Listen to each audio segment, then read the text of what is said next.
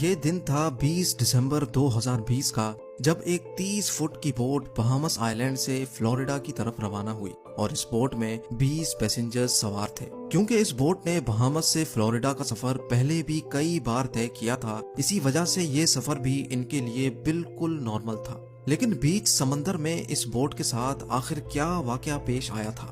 ان کو سمندر نگل گیا یا یہ کسی طوفان کا شکار ہوئے؟ اگر صرف کوئی انفارمیشن تھی تو وہ یہ تھی کہ بہامس آئی لینڈ سے یہ بوٹ بالکل ٹھیک ٹھاک حالت میں نکلی تھی۔ لیکن اس انفارمیشن کے علاوہ ایک اور انفارمیشن بھی تھی، اور وہ یہ تھی کہ اس بوٹ کو برمودا ٹرائنگل سے کراس کر کے گزرنا تھا۔ جب امریکن کوسٹ گارڈز کو اس بات کا علم ہوا تو ایک سرچ آپریشن کنڈکٹ کیا گیا، جو سمندر کے اس حصے میں پورے 4 دن اور 4 راتوں تک چلتا رہا۔ لیکن مجال ہے کہ اس بوٹ کا ایک بھی حصہ ملا ہو۔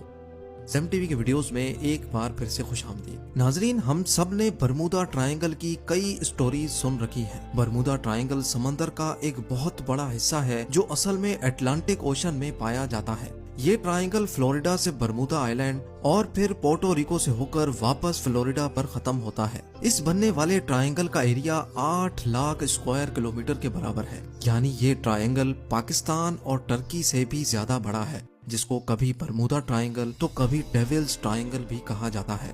یہ ٹرائنگل اپنے مسٹیریس فینومینا کی وجہ سے پوری دنیا میں بدنام ہے، جہاں سے گزرتے وقت شپس اور ایئر پلینز کا کانٹیکٹ اپنی بیس اسٹیشن سے اچانک ٹوٹ جاتا ہے اور وہ ہمیشہ کے لیے غائب ہو جاتے ہیں۔ ابھی تک شپس اور ایئر پلینز کی ایک بہت بڑی تعداد اس ٹرائنگل میں گم ہو چکی ہے۔ آج تک ان میں سے صرف چند شپس اور ایئر پلینز کا ملبہ ریسرچرز کو سمندر کے باٹم سے ملا ہے، لیکن وہ بھی اس جگہ سے نہیں جہاں وہ آخری بار ریڈار پہ شو ہوئے تھے۔ جبکہ دوسروں کا تو نہ ملبہ ملا اور نہ ہی ان کے اندر موجود لوگوں کا آج تک کسی کو پتہ چل سکا ہے۔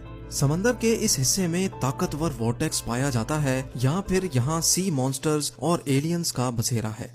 آخر برمودا ٹرائنگل میں کچھ تو ایب نارمل ضرور ہے، جس کی وجہ سے نہ تو یہ بڑی سے بڑی کارگو شپس کو چھوڑتا ہے اور نہ ہی کسی جہاز کو۔ یہاں پیش آنے والی ایب نارمل ایکٹیویٹیز کا ایکچوئل ریزن سائنسدانوں کو آخر کار مل چکا ہے۔ یہ معاملہ شروع ہوا تھا 1945 میں، جب یو ایس نیوی کے 5 ٹورپیڈو بامبر ایئر کرافٹس ایک مشن پر نکلے تھے۔ ان 5 ایئر کرافٹس میں بیٹھے 14 لوگوں کے لیے یہ بالکل روٹین پریکٹس تھی۔ لیکن برمودا ٹرائنگل کے ایریا میں آتے ہی یو ایس نیوی کے ریڈار سے وہ 5 بامبر طیارے اچانک غائب ہو گئے، اور وہ بھی ایک ساتھ۔ کیونکہ اس وقت ورلڈ وار 2 کو ختم ہوئے صرف چند مہینے ہی گزرے تھے، اسی وجہ سے یو ایس نیوی کا شک تھا کہ شاید کسی دشمن نے ان کے جہازوں کو گرا دیا ہے۔